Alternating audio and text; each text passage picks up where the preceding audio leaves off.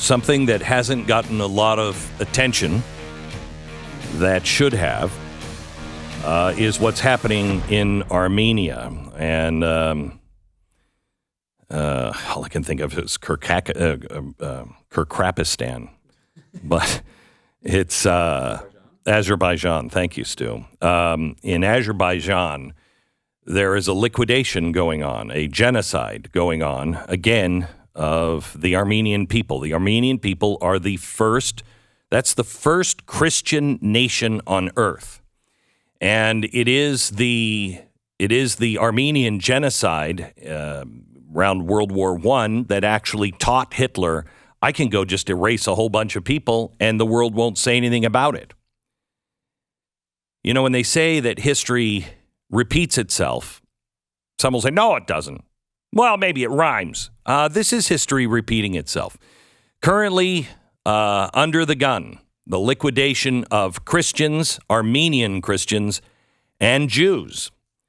Ambassador Brownback is with us now. Sam Brownback, he's the National Committee for the Religious Freedom. He's chairman of that. He's also an ambassador at large and former Kansas governor and good friend of the program. Sam, how are you, sir? Hey, I'm doing well, Glenn, and thank you for addressing this topic. It's just getting precious little play, and more people need to know about it. We have been following it from really the beginning. We've been doing it quietly because there's not a lot of people that know about it, and it's getting no play, and it needs to be understood. So you were just there. Can you tell us what's happening? Yes, you've got Turkey basically behind Azerbaijan, and it's best to think of Azerbaijan like Belarus is to Russia. Turkey's the puppet master here, and they are pushing and allowing and giving military armament to Azerbaijan, as we have. And they're pushing to have this done while the Biden administration is looking another way or is being feckless in our response. That's basically what's happened is they have long-term wanted Armenia and these Christian enclaves out of there. It's a bone in their throat. Erdogan, the head of Turkey, is an Islamist. He wants to take over the world, certainly this region, and he's doing this while the United States is distracted. We have 100,000 refugees now from this region in Azerbaijan. It's almost like a Native American reservation here in America. It's right smack in the middle, surrounded by Azerbaijan, but it's Armenian. And then there's this corridor that connects to Armenia, and they have been starving these people out. They've been cutting off everything. About 100,000 have escaped. How many more are there? Probably 20,000 that are still there. But here again, Glenn, and this is the big point to me, is this is yet another ancient Christian population being driven out of this Middle East kind of extended region. And what will happen, they'll go to Armenia, they'll be absorbed into Europe, into the United States, Australia, Canada, but it'll be another one gone. And we've had tools to sanction Azerbaijan, to sanction Turkey, to press and put some real teeth out there. We can stop arming Azerbaijan. And we've not used any of these tools that are readily available to the administration. How connected is this to what's happening in Israel? Well, I've argued that Armenia is to Christendom what Israel is to Judaism. It's kind of the first, and now Israel is the only Jewish nation, but Armenia is the first, and you've got Muslim populations surrounding both, trying to kick them out. And this is a play you see often in the Middle East, where there's just not tolerance for Christians or Jews. And that's why I've been pushing so much for religious freedom for everybody everywhere. And this is the standard by which governments and nations should stand by.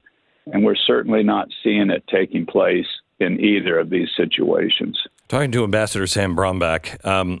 Sam, the administration, you say is asleep at the switch, but I have a hard time believing that all of these things, I mean, if you see how much money this administration has been sending Iran without us really even knowing it, they're on the wrong side of things.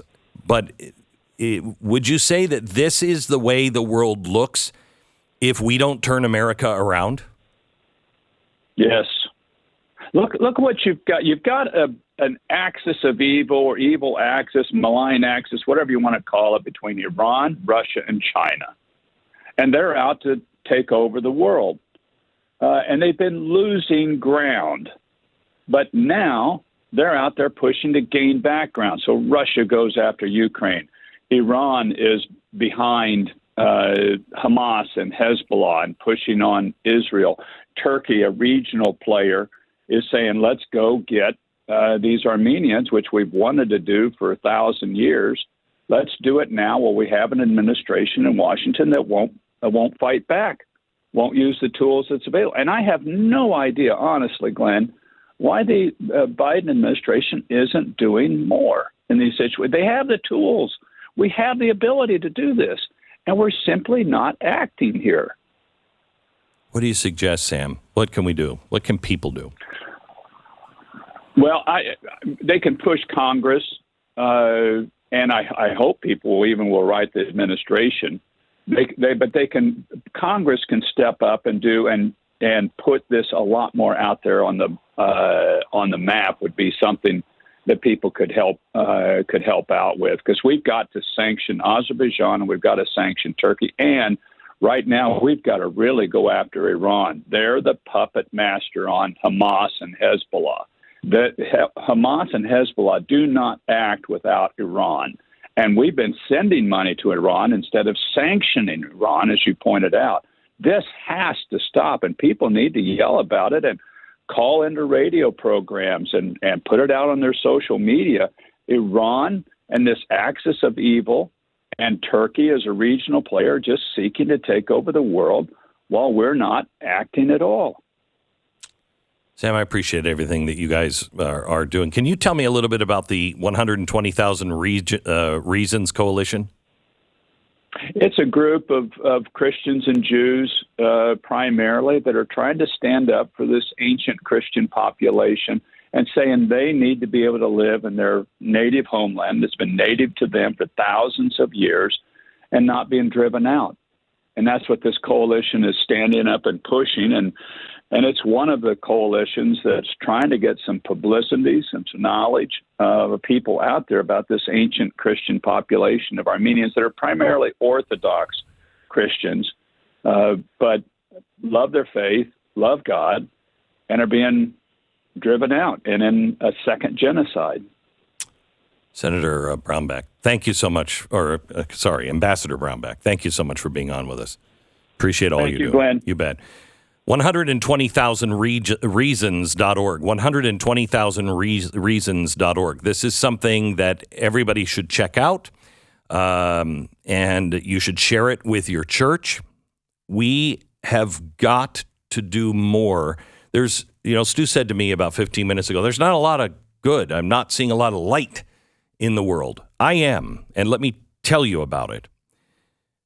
As I said to Sam, and I don't even know if he knows this, but the Nazarene Fund is on the ground in Armenia and Azerbaijan. We have been doing this quietly because you're so focused on other things, but we know what's going on, and it is time now to pay attention, because it is, with what happened in Iran, this is going to run all across the world. So we are on the ground right now helping with temporary housing and life-sustaining food and medicine. We are looking to move those who are in danger away from the border and the dangerous areas. There's 100,000 refugees right now in Armenia, and the immediate concern is just securing warm shelter before the winter arrives. It's unforgiving in Armenia. We deployed in Armenia, began our work there. Preliminary results suggest 300 to 400 Armenians are unaccounted for. Some have chosen to remain in their home enclave, while others have feared being injured or killed or facing imminent danger from Azerbaijani forces. Some of the casualties are a result of large explosions at a crowded gas station, which left dozens of dead people and unaccounted.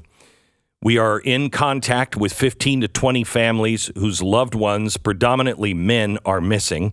Our team has already located, recovered, and removed the remains of a father and his son who were across the border, providing some closure for their families.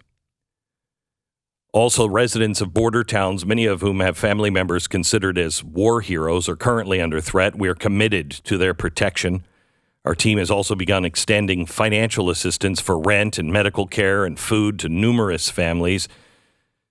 There is grave concerns that this is going to get much, much worse. These are Christians that just want to be left alone. They are the oldest Christian nation, and they are being liquidated.